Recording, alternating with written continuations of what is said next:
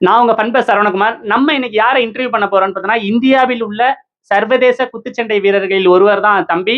தம்பி பார்த்தீங்கன்னா, மிஸ்டர் திலக். உங்களுக்கும் ஸ்போர்ட்ஸ் எல்லாம் பிடிக்கும்னா கமெண்ட் பண்ணுங்க. வேற யாராவது உங்க ஃப்ரெண்ட்ஸ் யாராவது ஸ்போர்ட்ஸ்ல ஏதாவது அவார்ட் வாங்கியிருந்தாலும் கமெண்ட்ல சொல்லுங்க. வாங்க தம்பிய பத்தி இன்னும் நம்ம நெறையா தெரிஞ்சுக்குவோம். பண்பஸும் திருச்சி தான், தம்பியும் திருச்சி தான். வாங்க பார்ப்போம். தம்பி உங்களோட ஃபுல் நேம் சொல்லுங்க. திலக். உங்களோட ஃபுல் நேமே திலக் தான். ஆமா. இந்த பாக்ஸிங்க்குள்ள நீங்க எப்படி வந்தீங்க? பாக்ஸிங் வந்து எங்க அப்பா தான் ஃபர்ஸ்ட்டு சொல்லி சொன்னாரு. ஸோ வந்து அப்ப இருந்து ஒரு 10 இயர்ஸாவே எனக்கு பாக்ஸிங் ரொம்ப பிடிக்கும். ம். ஸோ அதுலேருந்து பாக்ஸிங் கெரியர் நல்லா போயிட்டுருக்கு. ஓகே. அப்ப நீங்க உங்க ஸ்கூல் லைஃப்ல இருந்தே பண்றீங்க. ஸ்கூல் லைஃப்ல இருந்தே நான் பாக்ஸிங் பண்ணிட்டு இருக்கேன். ஓ. ஸ்கூல் லைஃப்ல வந்து நான் அவ்வளோக்கெல்லாம் வின் பண்ணி அச்சீவ் பண்ணல. இவ்வளோ தூரம் வந்திருப்பேனான்னு தெரியல. காலேஜ் வந்ததுக்கப்புறம் நான் நல்லா அச்சீவ் பண்ணியிருக்கேன். ஓ! அப்ப நீங்க வந்து படிப்புகள படிச்சத விட பாக்ஸிங்ல தான் அதிக நேரம் குடுத்துருக்கீங்க. நான் படிச்சேன்னே சொல்ல முடியாது. தம்பி படிச்சதே சொல்ல முடியாதா? அப்புறம் எப்படி பாஸ் ஆனீங்க? ஸ்போர்ட்ஸ்ல எதுவும் பாஸ் பண்ணிட்டாங்களோ? அப்படிலாம் இல்ல. ஏதோ ஒண்ணு எழுதி போட்டு வந்திருக்கேன் நானு. ஒருவேளை நீங்க அடிச்சிருவீங்கன்னு பாஸ் பண்ணியிருப்பாங்களோ? மேபி இருக்கலாம். ஓ! பாத்தீங்களா, எனக்கு பாக்ஸிங் தெரியும். அதனால கூட நான் என்னைய பாஸ் போட்டுருப்பாங்கன்னு சொல்றாங்க. அதனால நீங்க வந்து பாக்ஸிங்க கத்துக்கிட்டீங்கன்னா, நீங்களும் வந்து பாஸ் ஆயிரலான்னு தம்பி உங்களுடைய அறிவுரையா? என்னோட அறிவுரை இல்ல. ஸ்போர்ட்ஸ்ல இருந்தா நீங்க வந்து எதுல வேணா சைன் பண்ண முடியும். ஓ ரைட். தம்பி என்ன சொல்றாரு? ஸ்போர்ட்ஸ்ல இருந்தா நம்ம வந்து படிப்புல வந்து ஆட்டோமேட்டிக்கா வந்து ஜெயிச்சிரலாம் அப்படின்னு சொல்றாரு. அப்படிதானே தம்பி? அப்படிதான். ஓகே. எப்படி தம்பி நீங்க வந்து இந்த ஸ்போர்ட்ஸ்ல வந்தீங்க? உங்களோட ஃபேமிலி பேக்கிரவுண்ட் மூலமா வந்தீங்களா? இல்லாட்டி ஃபேமிலி பேக்ரவுண்ட் மூலியமா இல்ல. நான் ஆக்சுவலா சொல்லப்போனா குமரன் சன் ஆஃப் மகாலட்சுமி படத்த பார்த்து தான் இன்ஸ்பயர் ஆனேன். ம். ஸோ அப்போ பார்க்கும்போது எங்க அப்பாட்ட கேட்டேன், இந்த மாரி பண்ணணும்னு சொல்லி. அப்பா ஜாயின் பண்ணி விட்டாங்க. அப்பலாம் ஒண்ணுமே சக்சஸ் பண்ணல. எங்க அப்பா இறந்ததுக்கு அப்புறம் தான் ஒண்ணு விட்டா தான் ஒண்ணு பிடிப்போம்னு இருக்கும்ல. ஸோ எங்க அப்பா இறந்தாரு. அதுக்கப்புறம் பாக்ஸிங்ல என் லைஃபே கரியரே மாறிடுச்சு. ம். ஸோ அப்பலேருந்தே நான் நல்லா டெவலப் ஆக ஆரம்பிச்சேன். நெறைய வின்னு, இன்டர்நேஷனல் லெவல், நேஷனல் லெவல் எல்லா லெவலுக்கும் போக ஆரம்பிச்சேன். ஸோ அதுதான். ஓகே. அப்பா எதுவும் மலேசியால இருக்காரா? மலேசியாலலாம் இல்ல. இங்க வந்தாரு. சரி. ஓகே. அப்புறம் அந்த ஏதோ படம் பேர்லாம் சொன்னீங்க. அந்த படத்துல இருக்கிற மாரி அசின் தானே அதுல இருந்தது? அசின். அது மாரி ஏதாவது இந்த படத்த பார்த்து அப்படிதான் இருக்கும் அப்படிங்கிற மாரி? அப்படிலாம் ஒண்ணும் இல்ல. இல்ல நீங்க படத்த முழுசா பார்க்கணும்ல அப்புறம். ஐயோ! செட் ஆகாது. செட் ஆகாதா? சரி. தம்பி அப்ப உங்க ஃப்ரெண்ட் யாராவது விவேக் மாரி யாரையாவது சொல்லுங்க. விவேக் மாரி. என் ஃப்ரெண்டு வந்து மணி. அவன விவேக்ன்னு சொல்ல முடியாது. அவன் என் கூட ஒரு சப்போர்ட்டர். அவனும் இப்ப இன்டர்நேஷனல் பாக்ஸர். ஓ! அவனுமா? ஆமா. ஃபுல் சப்போர்ட்டர் அவன். அவரு எந்த ஊரு? அவன் ட்ரிச்சி தான். ஓ! சரி. ஓகே. இப்ப நீங்க வந்து இந்த பாக்ஸிங்குள்ள வந்ததுக்கு அப்புறம் உங்களோட லைஃப்லாம் எந்த மாரிலாம் மாறுனுச்சு?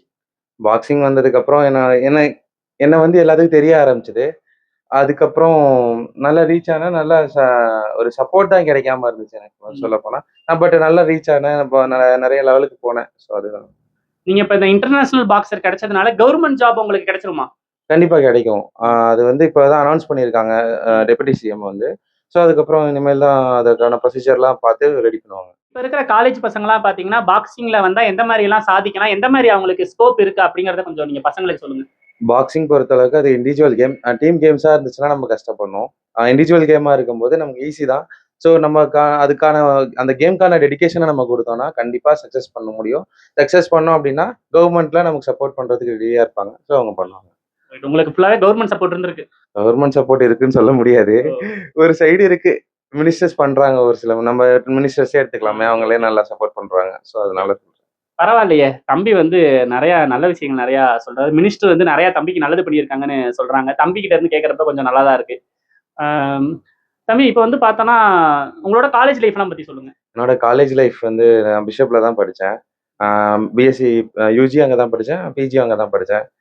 ரொம்ப ரொம்ப ஃபேமிலி மாரி இருந்துச்சு. என்னோட ஸ்டாஃப்ஸ் எல்லாருமே நல்ல ஃபேமிலி மாரி இருப்பாங்க. எல்லாமே சப்போர்ட் பண்ணுவாங்க. ஏன்டா காலேஜ் முடிச்சோங்கிற ஒரு ஃபீல் இருக்கு எனக்கு இப்போ. உங்களுக்கு வந்து படிப்பு சொல்லிக் குடுக்குறதுல இருந்து உங்களுக்கு எல்லா சப்போர்ட்டுமே அவங்களும் சைட்ல பார்த்துருக்காங்க. ஆமா. Okay right. அந்த படிப்புனால தான் நீங்களும் ஓரளவுக்கு பாஸ் எடுத்துட்டீங்க. இல்லாட்டி மார்க் அவ்வளோதான். எனக்கு எனக்கு சிஸ்டம்ல வந்து ஒண்ணுமே தெரியாது. பாக்ஸிங் தெரிஞ்ச அளவுக்கு சிஸ்டம்ல ஒண்ணுமே தெரியாது.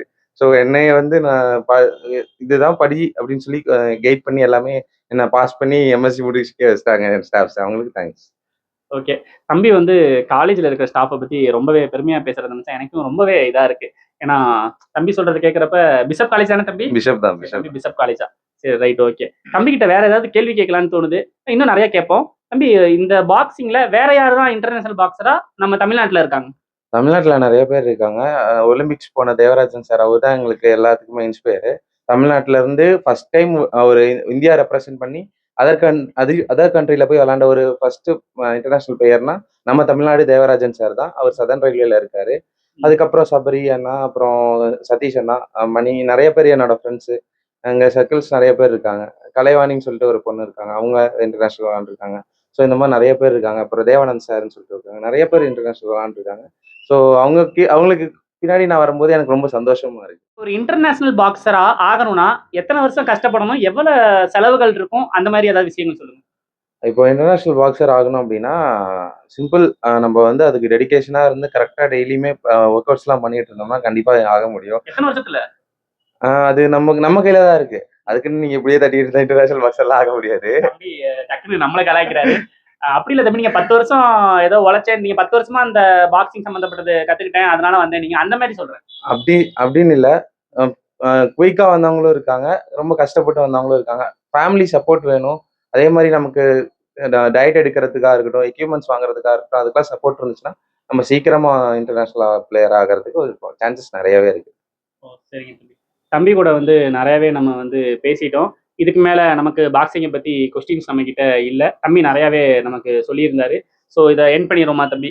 இப்படிக்கு ஃபன் பஸ் டிரைவர்.